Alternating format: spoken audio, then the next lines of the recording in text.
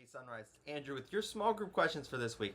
So we look at Luke 18 verses 1 through 8 in the parable of the unjust judge.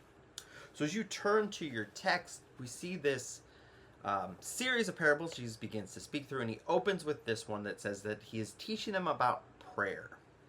So when you think about prayer, what comes to mind when you hear prayer? What do you think Jesus is going to talk about?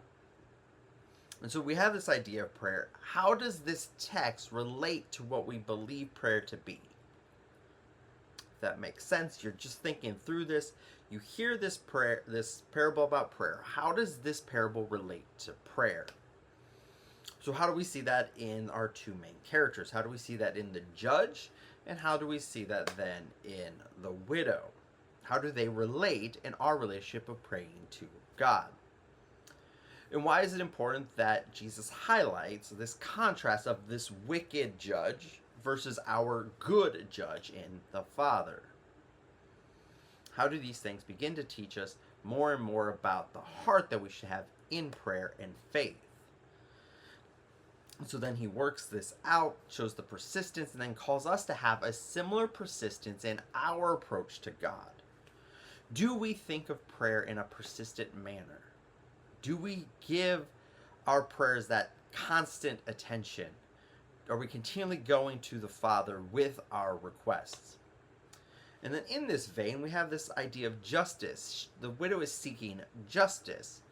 And here Christ says that we should be asking the Father as well for justice, pleading our case and trusting that He will give us that reward, that He is not long in answering.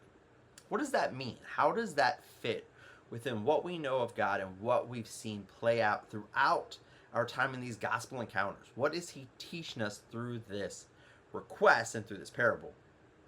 Which then leads to the final question. The ending, a little interesting, is will the Son of Man find faith on earth when he returns? What does this ending mean? What is Jesus trying to encourage the disciples with in this statement? What does he encourage us with in this statement when we think about prayer?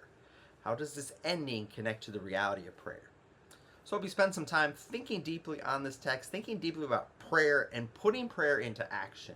Taking more of our time to think deeply about the things going on and turning them over to the Father day by day.